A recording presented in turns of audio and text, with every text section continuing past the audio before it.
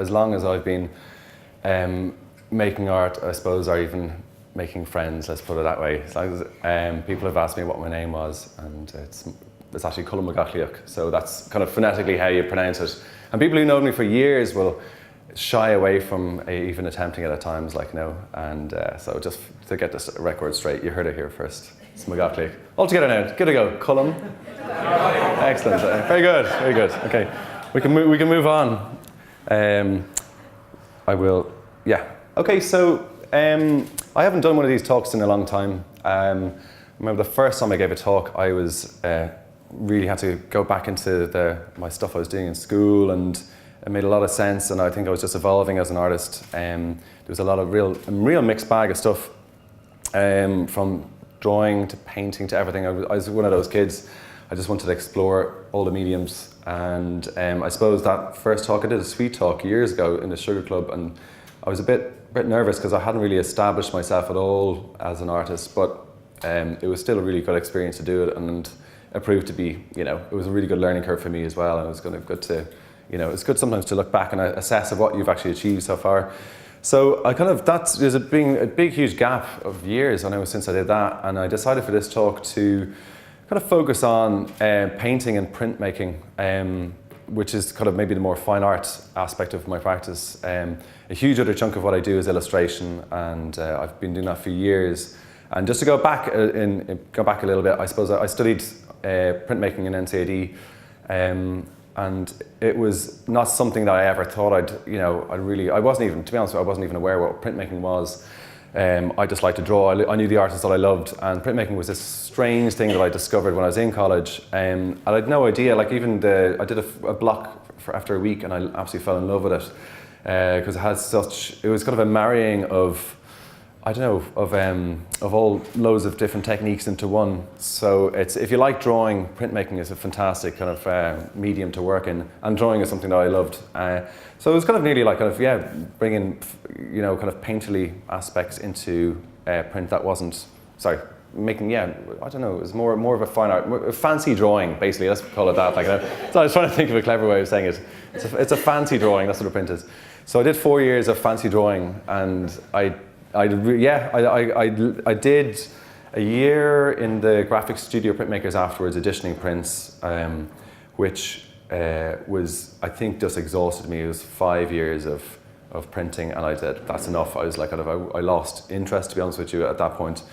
So I left printing for years, and I went off, and I discovered illustration at that point, and like literally from 2005 onwards, I just threw myself into being an illustrator, and not choosing the fine art route, but like discovering, other art that was probably practiced out, that was going on outside fine art colleges. So I was kind of, I was looking at what graffiti artists were doing, illustrators, that kind of world between design and fine art, and that interested me. I love that sort of weird sort of area. I didn't go down the fine art route, and I still haven't, I've kind of straddled both worlds, excuse the hard term, but yeah, I still kind of straddle those worlds, like, the fine art world and the design world. And I still believe there's huge amount of, there seems to be kind of a wall there between the two worlds. And the more I make work, and the more I get inspired by artists and designers, I realize that, that wall doesn't really exist at all. I've seen some, product designers whose work I would consider exceptional sculpture. I've seen graphic designers whose work I would see like in a gallery, no problem. So like ultimately after, you can do away with these terms and these ideas, and what you're left with is just the principles of what is art, and ultimately what's important to you when you see the art and what you like about it, And for me, it's always it's just the older I'm getting and the longer I'm at it, the simpler the message is, and the simpler I'm looking at the idea of it's just line, tone, texture, there's a story behind it, there's an aesthetic feeling that you get from it, and these are very simple creative principles I think you can apply across the board no matter what you do. So it certainly is something that I've taken with me, along the way, and I've found that my work doesn't really, I don't need it to be defined by anything anymore. There's a lot to be said in just making it. I think as Sam was saying, that quote was really good earlier on about, there's so much crap out there, like, you know, don't hold back from experimenting, just go for it. And I think if you do get weighed down by this idea of what I'm doing, what is it that I do, you know, what do I do now next, how do I fit into this box, you know, forget about all that, like, you know, just kind of turn down the volume on that voice, like, you know, and just kind of go for it, you know, and you know, I wish I had the same sort of get-go attitude as I did when I was in first year in college, where I was just kind of, I'd just copy something I liked and I'd do it, and then eventually that would evolve into something that was mine, you know, my look and whatever. And that, you know, ultimately is how you achieve a style, a look. It boils down to like absolute pure honesty, and just, you know, that's what it is. There's no point hiding behind it. Like, just be completely honest with your work. So I mean, I keep having to remind myself that all the time, you know, and you know, but as soon as I suppose you become a little bit more honest about your own way of working, you'll find working is a lot easier, and you'll just put the head down, you'll fly right through it, like, you know, you'll never be stuck in front of a blank bit of paper ever again, you know. So I'm going to do, that's my little bit of blurb about my idea, and actually I'll probably in my talk I'll probably end up talking a little bit philosophically about art, because I still think art is it's like a higher thing. It's not many of us have the luxury of spending time in a studio and indulging in the arts, but it really is, and I think we sometimes take it for granted, but it's a time that, you know, you get to really check in with, you know, the brain, and you cut out all the crap, and you can really kind of, I don't know, not read a tabloid for a second, you know, or maybe if your work is about making tabloid art, that's all good. But, you know, and I think for me, it's nearly like a sacred thing anyway. So, and particularly in my fine art, because I think with my illustration, you know, you're often working for someone else, and you're taking a brief and you're running with it, and there's there's always a bit of, you know, give and take, you know, and there's you know, you've got someone else to blame, you know, if it doesn't look good or whatever. So I suppose that aspect of my career, like, you know, I'll always, you know, it's maybe a little less sacred. I have another part of my career, I'm a session trumpet player as well, so I play with a lot of bands as well, so I'm a bit of a whore, like, you know, to many, like, you know, and I swear, like, when it comes to, like, fine art, like, you know, I cherish it so much. It's like kind of my time where I don't have to sell myself, like, you know, so I guess there's forgive me if I get really deep now when I talk about a very simple, boring drawing. I'm going to start the slides here with some of my sketchbooks, and I guess this is part of maybe someone's work that you don't often see, like, you know, and I thought for the purposes of this talk it'd be kind of to give you an idea of the context of my finished works, some of the work I do in my sketchbooks. I kind of like it probably, I don't know, maybe forgive me if I'm wrong, but I mean, I'm kind of fairly neat when it comes to drawing, and I nearly like to, you know, even with a sketch, I like to kind of get it to a finished standard before I move on with it. So this is a little doodle in a moleskin here of a view from our family's garden down in Kinsale, and I don't know if anyone knows Kinsale, but it's a beautiful spot. That's our view down over the river, so it's amazing, and since I was a kid I've been drawing down there a lot, you know. But anyway, there's sometimes, like, you know, the notion of kind of sketching an idea in a sketchbook is to, you know, to use it possibly again for a painting, you know. But for me, I think sometimes I like to leave it just like that, you know. Call it as it is. Here's another little sketch I did, and so the other nice thing about sketchbooks is you always, like, if you write down your thoughts at the time, you know, and sometimes, you know, you might never do anything with the thought, but I think the act of writing something down sometimes nearly kind of solidifies something in your mind, in your head. And I just stumbled across this as I was kind of preparing what I should put into this talk. Yeah, I kind of liked it. I'd still stand by it. I don't know. I think the one on the left is a quote. So, beyond the purely sensory, emotional, or imaginative aspects of the artistic experience, the contemplation of such artworks yields knowledge of some kind. And so, yeah, I mean, that's this idea. And then I kind of went on, had my own little blurb that I kind of reacted to that by saying, the bottom line is that every artist works in a way that requires them to make a decision, subject matter, medium, viewpoint, etc. The decisions determines the outcome of their work and ultimately how they work, defining them as an artist. We all have the same opportunities and the same chances to make the same work, but our decision-making, our personal choices prevail. So, I mean, it was just a little reminder to myself, you know, that ultimately, like, you know, kind of, you know, you could put two people side by side, same material, same ideas, like, you know, and ultimately what they decide to go for is down to them and all their life experiences, like, you know, so no pressure. there's another little doodle. This is a recent one actually I did. So hopefully I'm going to show you the sketchy kind of drawing stuff first, and then I'll go into some of my finished work, as I said. So this is, I really want to make a painting of this actually. So, and the nice thing as well about, my palette as well, I think I've decided there's a new notebook that I'm starting, so I'm trying to limit my palette down to maybe 2 or 3 colours, and I'm going to see if I can work with that when it comes to painting. That's a bit of a printmaking thing as well, when you kind of limit your palette, you don't have as much to choose from. Well, you can if you want to do like 5 plates, but if you're lazy like me, I'll try to get as much out of one. Another little sketchbook page. This was from doing the Camino. The first time I did it a few years ago, cycled it with the mom, and so she's I come from an Irish-speaking home, so we spoke Irish for the whole week that we cycled there. So I even kept my notes in Irish as well. So there you go. I won't bother. It's something. Capri Blasta. Oh yeah, another random find in the notebook. And this is, I don't know, I think it still is important to kind of put these sort of things in, because it's how your brain works now. But I was working in the Black Church Print Studio as a technician a number of years ago. I was there for 3 years as a technician, and I used to have to cycle in from kind of Glasnevin area, and I'd be belting it in on the bike, and I'd be work up a sweat, and they had no showers in the studio. And it's kind of, after a while, it really pissed me off. I was saying, here I am, busting my ass getting in here. I'm in a ball of sweat, and I don't like doing my day's work sweating. So I kind of sketched this idea, this little plan of a little portable shower device that you could actually kind of have, that folds up, and then you step into it in a tiny toilet where you just have your sink and you kind of wash yourself and you pour it then back into the sink. So yeah, then that's the sort of stuff goes into the notebook. I should patent it now. I know some of you guys are probably saying, yeah, make my millions out of that. And I thought it was really funny, this random kind of to-do list. Buy Erin something nice. That's my girlfriend, so obviously maybe I was mean to her. I had to make up.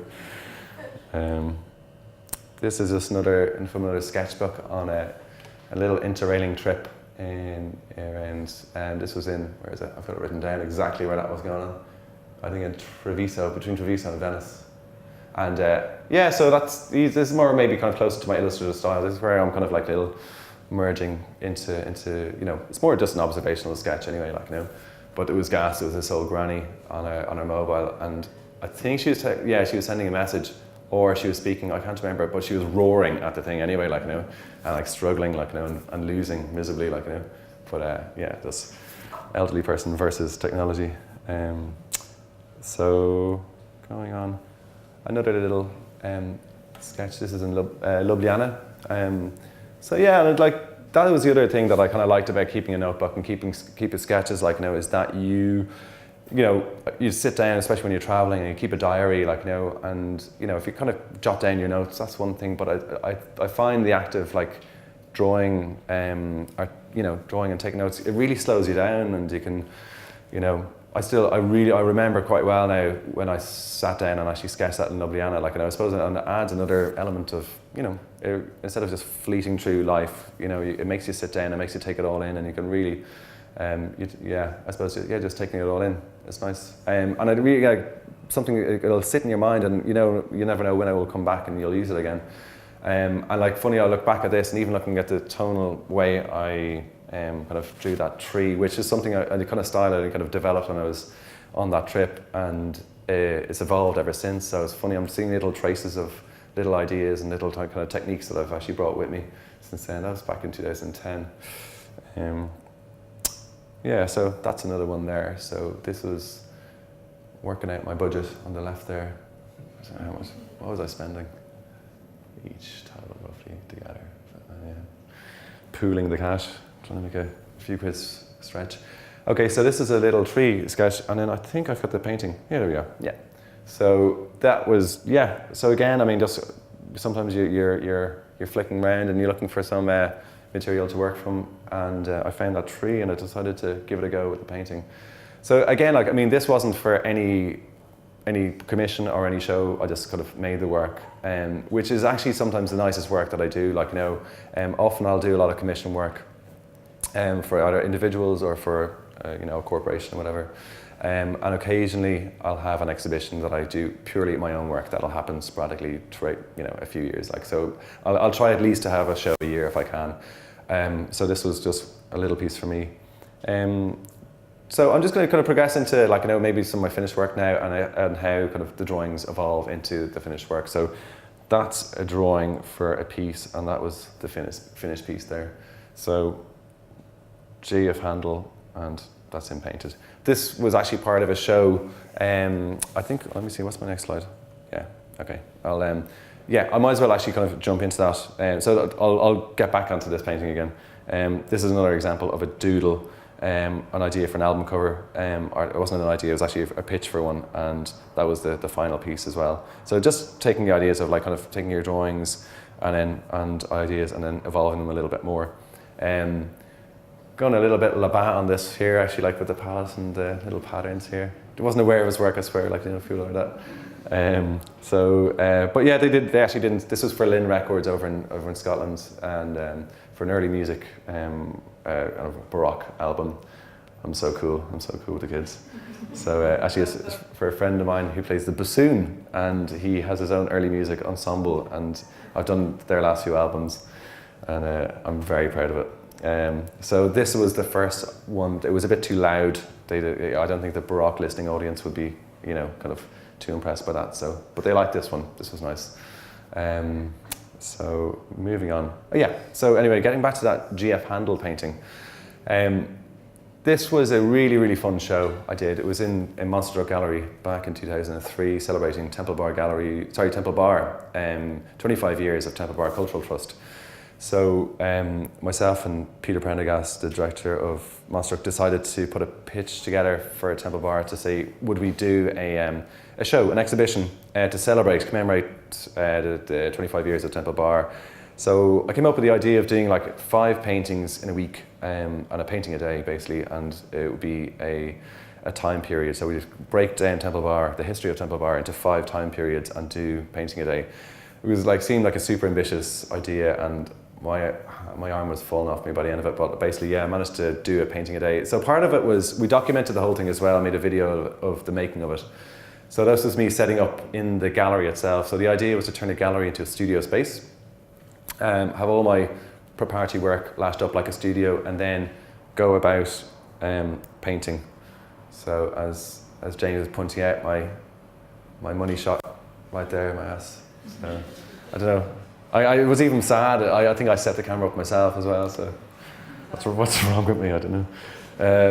Anyway, so this was this particular piece. So that's me working on the handle piece, and it's oil painting and all that, But the idea was, part of the idea behind doing a painting a day in the gallery was to kind of demystify the idea of the artist hidden away in a studio, and where all the magic happens. And it is amazing. It is great. A lot of magic does happen, but at the same time, it's still someone lashing paint on a canvas, and anyone could do it. And there's a bit of hoity with the kind of fine art world a little bit. So it was a bit. I was set in the middle of the gallery with a huge window facing the street, so people could pass by and look and see what I was doing. So in a way, it was a bit like hey, this is what artists do. This is what a painter does. I'm doing a painting a day. Come and join us at the end of the week and enjoy and join in celebrating it. So, but it was by having to do that, I had to mix crazy quick drying oils with the paint, and it was a bit like your man Art Attack, kind of sped up, kind of all that stuff.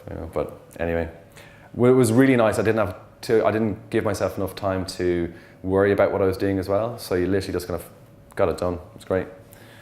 So that was it, day 1, day 2, fire these big paintings up. And I mean, I suppose I had done the research before, and this painting here was a reference to when it was called Bang, I think it was called, or Bang multiplied by 40. The story goes that the city of the wall around the city walls exploded in a big gun. They were importing loads of gunpowder from London for a big attack, whatever, and they were loading the barrels of gunpowder from the boat onto the quays, down a wood quay, in fact, that's what it's called. And so the city walls were sealing off the city at that point. So there's a number of guys, apparently, as the story goes, like loading the barrels on, and next thing it was lunchtime. They said, okay, we're going to break for lunch. And one guy said, no, it's grand, I'm going to stick it out. Someone has to do this. You guys are slackers.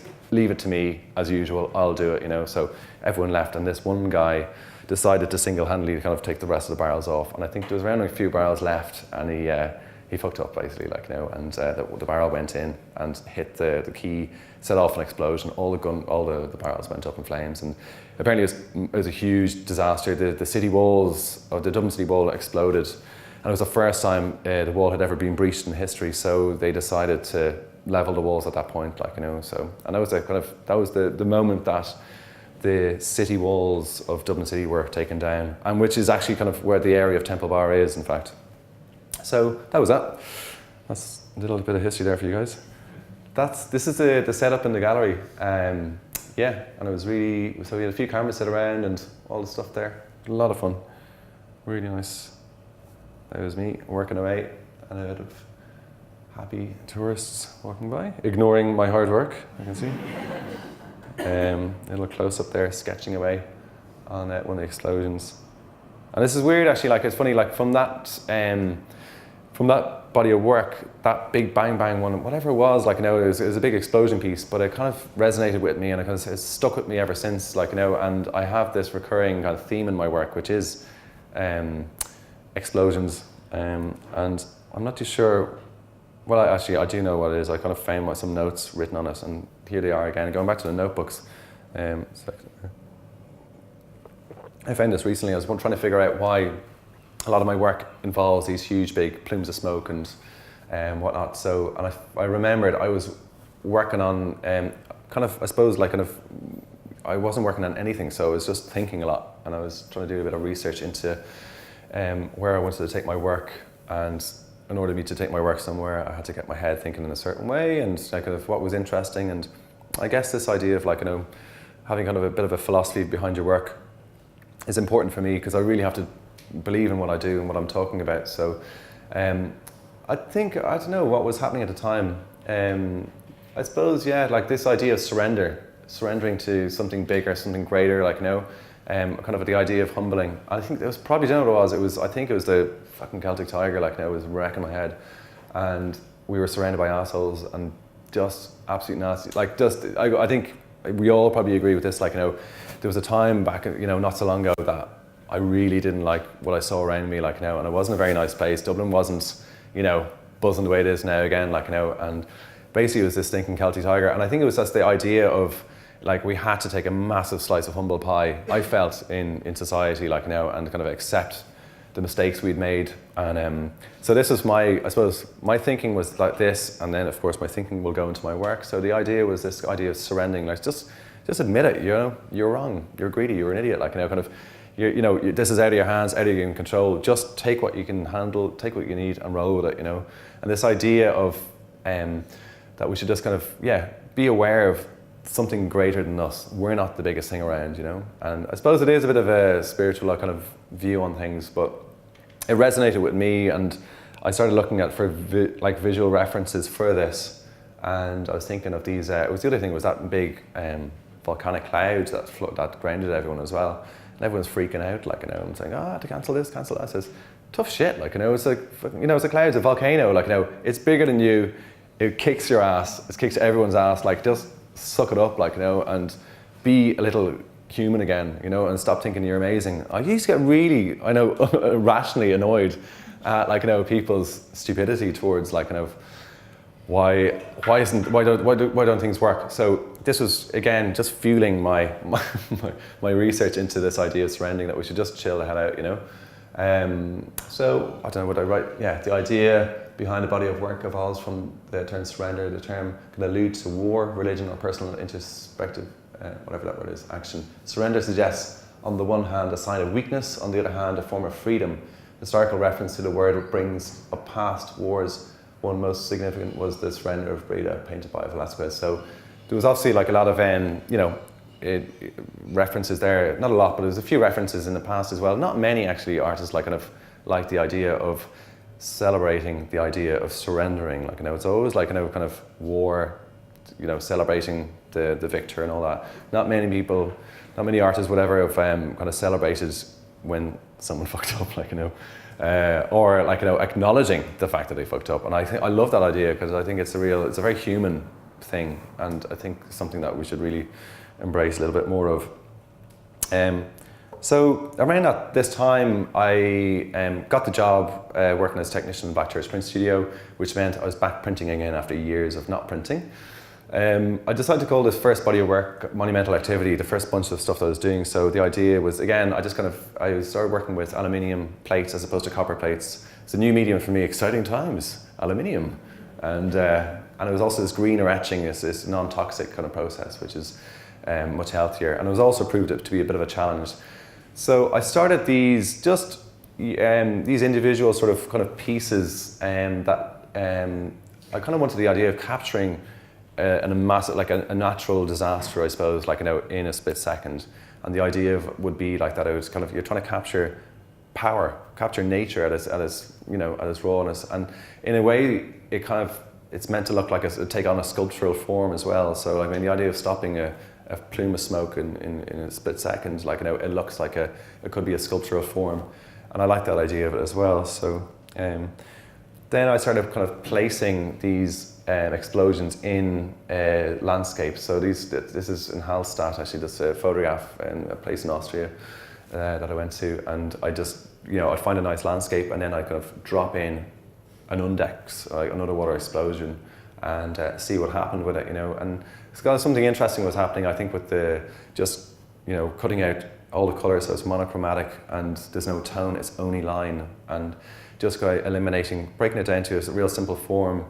Just it kind of simplifies it. There's something slightly Japanesey print about it as well, which is something I love that old Japanese style printing as well, woodblock printing. So the idea was, things were kind of moving in this direction. And I was also falling back in love with printing, absolutely adoring it again. And I needed that huge break. It was a break for years, 2005 to 2004, around over 10 years anyway, I haven't printed. So it was really, really love to get back into it. And I kind of, went at it like a madman. There's another one there. There's something just so fucking tasty about print. If that was real, you could feel the little grooves on the print. Actually, I made some limited edition prints just for the talk today. They're actually available up there. And I invite you to pleasure yourself with feeling the surface of the paper. You can join in my weirdness.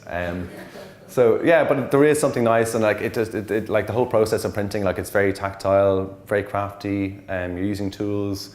Massively hipster thing to do, I'm sure, now, but I was doing it before the term was even invented. So it is a really nice process. So as I said, I was really falling back in love with it, and I was taking a kind of centre role in my fine art creative output, So around this time, 2013, I think it was, I applied for a residency at the RHA. I got a 6-month spot there, and it was a really, really great time. A fantastic place. They've any of you guys, if you needed some time to work on a project, I strongly recommend actually applying to the RHA. They've got it's an ongoing, on rotation twice a year. They get bringing in new, I don't know, is it 6 studios or 4 studios up there? So it's great. So you're working alongside other artists, and you've got an amazing space to work in. So this allowed me to push some of the ideas a little bit further. So I started doing some random stuff, having a bit of fun, just exploring the ideas of symbolism, explosions, and these little kind of ideas of colour. Just being brave, and it sounds so corny. I was so brave. Look what I did. I'm really brave. But artistically, that kind of is because you go, well, I could do anything, but I'm gonna be so wild, and I'm gonna do that. Anyway, I was high-fiving myself after that one. This was another one, actually, I just listened to Sam actually speak there, even his process of overlayering and playing, putting down something first and then throwing something else on top. Kind of did the same. I can relate to what he was saying, and sometimes it's a lot of fun to work that way. You're less precious. If you're trying to replicate a perfect painting, your work is pretty much done. All you have to be good is kind of keeping a steady hand. But I suppose when it comes to abstract work, it's all about, you know, breaking the rules. It's all about taking risks. It's all about, like, you know, playing around and being willing to kind of paint over something that you spent hours working on, you know. I didn't spend hours working on this, but I still chucked down a little bit of paint on top, you know. And so that was it. Like, I just kind of decided to leave it like that. So the residency was really a lot of fun to explore how I could do what I was doing in printing, doing on painting. So of course you know, you're adding colour, and you still want to kind of hold on to those little marks. During the residency, I was asked to make a work for Linda Moore, and she's just a girl, and she buys my work. It's really nice when you come across these people. But I just, still understand why, like, I mean, well, obviously she likes my work, which is nice, like, you know, and she'd like literally like part with a good wad of cash to get you to do something. And it's always amazing to, you know, to meet someone like that, you know, because it's the work that you do and they value it. It's really nice. So the work I've done for her is actually some of my favourite work. And I don't know, is it because her weird brief that she actually gives me a brief, like, you know, I mean, it's not like, oh, I like your work, can you just do me something like that? She'd go, okay, so what I'm looking for is James Joyce, kind of, you know, Dubliners mixed with Saving Private Ryan, Last Scene, with a little bit of, you know, weird shit, like, you know, a bit of, you know, really, really obscure. And I'm getting really excited. It's like, yeah, I totally get you, man. Yeah, amazing. Yeah, that's it. I didn't read it, but I know, yeah. And it's like, you know, yeah, I got it, you know. And then you realize, holy shit, maybe there's something wrong with her, like, no. But no, it was amazing that there's that sort of stream of consciousness that, like, she has come out with, you know, in the brief is amazing. It's brilliant, and it's not like, you know, it's not literally those things. It's kind of, I think, read that chapter, watch the movie, listen to that music, like, you know, and yeah, I mean, if you get it, like, you get it, like, type of thing, you know. So anyway, I don't know, I can't remember what reference this one was. There might have been a bit of Joyce there and a bit of Dave Brubeck. I don't know. Clearly, you can see the Brubeck screaming from this, can't you? Anyway, so that was just that's a nice piece. Another piece from that body of work. A little explosion coming from, how you doing? Come join us, that's right. And another one there as well. So this is, yeah, I mean, I had a lot of fun, and I really, like, in that 6 months, it really pushed my work. I was really, really happy with what I was doing, kind of painting-wise. Subsequently, I ended up painting over that. I went too far, and I really regretted it, like, you know, but anyway, sometimes that happens.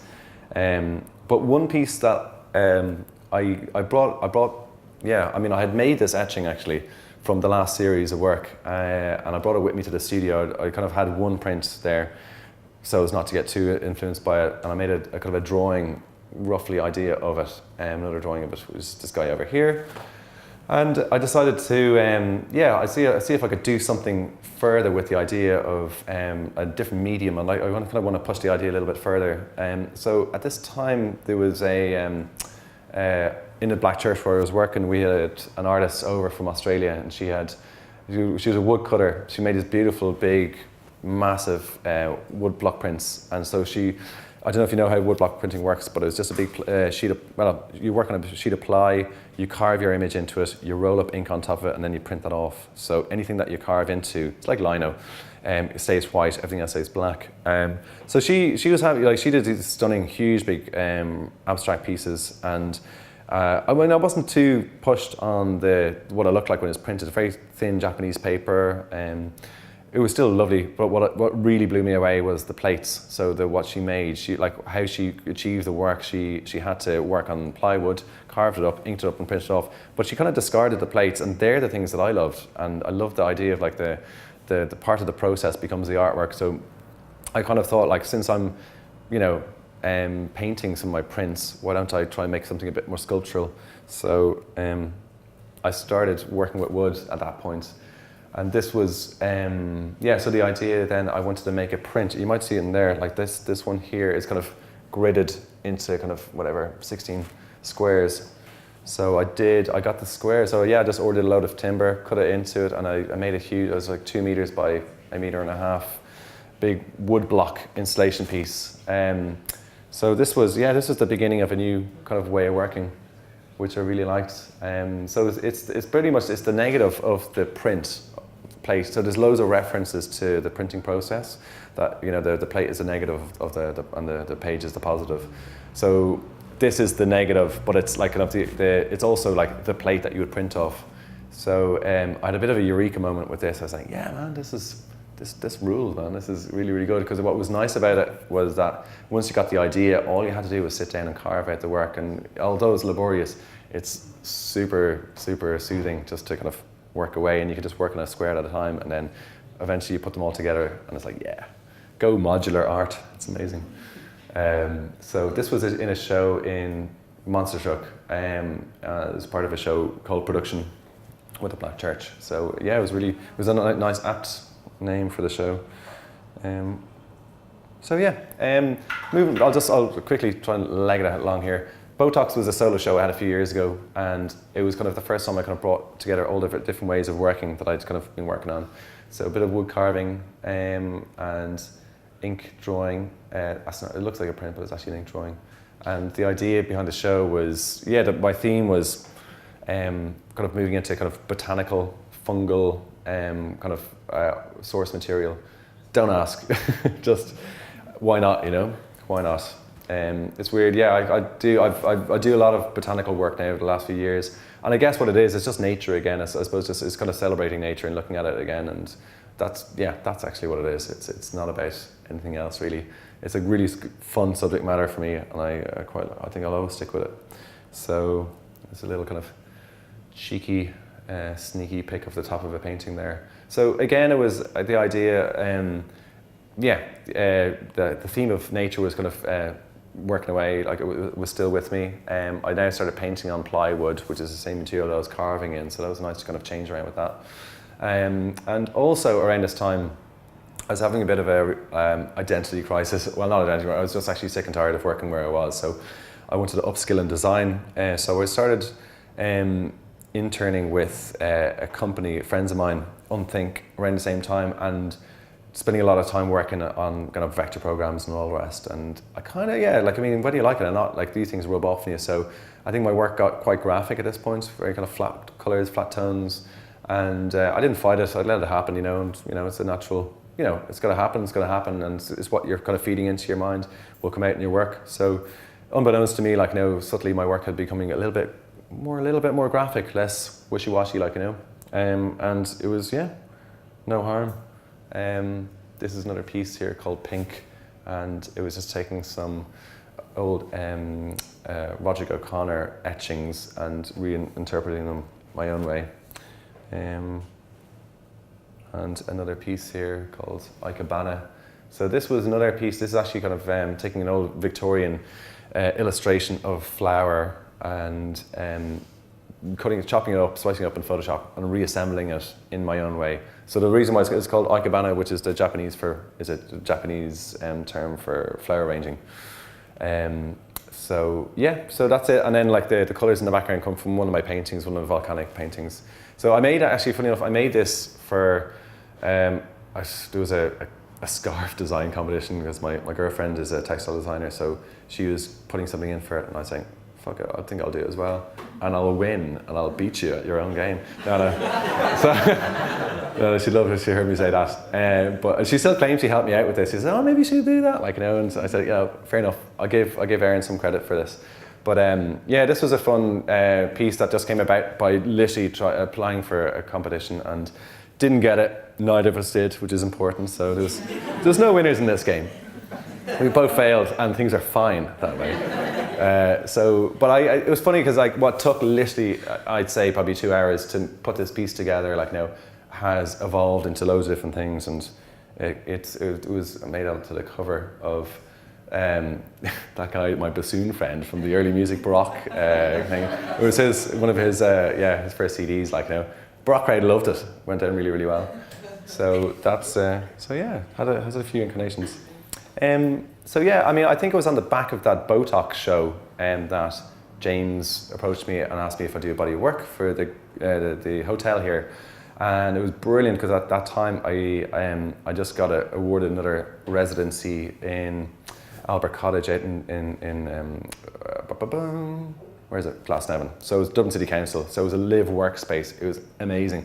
I just left the last job working in the print studio, and I was sick of doing that sort of work. Myself, Erin, and her sister, we kind of packed our bags, left everything, dropped everything, and we went off to Cuba and Central America, and just threw caution to the wind, had no plan whatsoever when we got back.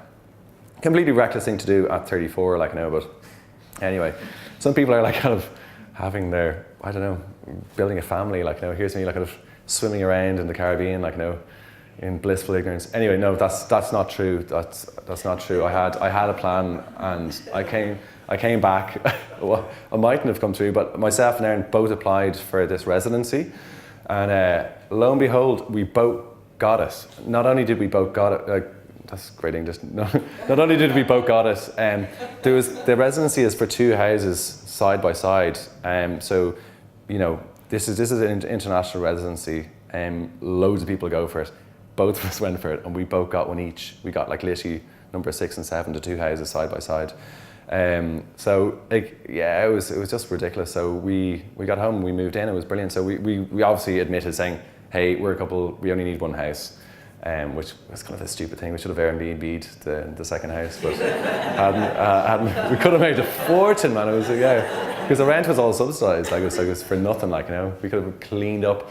Anyway, so we're in this house, and it was great. I mean, I had loads of ideas for what I was going to do, and then James said, "Hey, got an idea, got a commission for you if you're interested," and I was like, "Damn straight, man, yeah." So it was on the back of, I suppose, the Botox show that I had.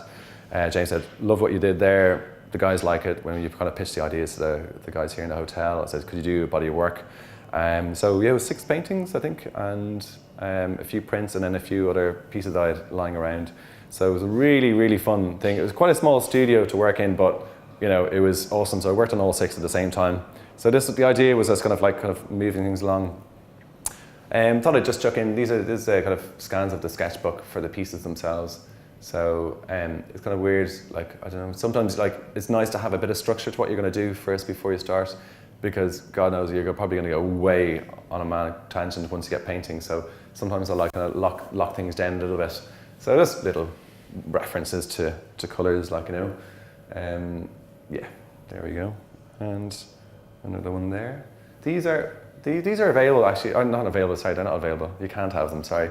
But they're down there, the corridor just down the way, like, aren't they? I think you just go down 1 level, and I'm sure if you're quiet and don't wake people up, you're just going to have a little look around these paintings in the flesh. So there's one there. Yeah, like just a really fun project to work on, and like kind of tried around, new patterns and whatnot, like, as well. So that's my favourite one there. Baby blue and pink, my favourite colours. Okay, so that was that. That was a really fun as a commission. And speaking of commission, I suppose, like, I do get around to making my own work occasionally, but sometimes when you get like commissions, it's a really, really fun thing. Well, it can be a nightmare, but also it can be a great thing to do as well. So I had the fortune of working with this architectural company there, Plus Architects there, last year. Buddy of mine is a partner there, and we met at a wedding, and we were just chatting away, and he said, what are you up to? And I told him what I was doing. He said, cool, well, we work with artists occasionally, if you'd be interested in coming along. So they had the job to fit out the foyer of the Central Quay building down on the St. John Rogelands Quay. It's a huge, big office block. I think it's insanely, a lot of money in it. It's very, very, very costly. Well, I think it's the most expensive properties in the country. So they were tasked with fitting out the foyer for these group of venture capitalists who had just bought it, and the idea was they were going to buy it, make it look snazzy, and then sell it again for a massive profit. So, like, completely soulless behaviour, like, no, but I said, how much am I getting out of it? Excellent, let's do it. So in a way, like, I don't care, man. If I get paid to be an artist, I'm very happy about that. I'm living the dream, like, So. No, don't worry, I didn't sell my soul. What was interesting, I went in for the first meeting, and they didn't really know what they were looking for. They knew they wanted, it's bloodstone and building, and it should be red, and that's what the client kind of wants, and that's about it. That's all they gave me. So we kind of had to work with that. So the first pitch I gave them, they didn't like anything I had. So I literally had to negotiate at the table. Let's not throw it out yet. Give me a week, and I'll come back with something. I'll just have to think about it for a little longer, So I realized, like, I kind of had a carte blanche. All I knew that they wanted red, and the rest was up to me. So I decided to kind of go back to that thing that I was doing, like, of like kind of maybe bringing back the print element into my work, into my painting. And it made sense. It was going to be monochromatic, so there was no reason why I couldn't make my monochromatic prints into a painting, make it red, and then so I had to then figure out, okay, how am I going to make this composition work? So I took an amalgamation of a lot of my etchings, and I kind of pieced them all together to make one big landscape. Now the painting itself is 6 meters by 1 meter, so it was definitely the biggest piece I'd ever worked on. I was like in awe of you graffiti artists, like, working these mammoths, like, for half a country, like, painted, like, I was like, God, man, you're wasting all the paint, Jesus, like, I've got like stingy little brushes here, like, So the idea of doing a big 6 meter by 1 meter painting was really exciting. So I put together this idea of, like, amalgamating all my prints and they liked it, they loved the idea. So I had to find a studio big enough to work in it, and makeshift kind of easels to get these. So I had 3 stretched linen panels on ply, like, worked it across all at the same time.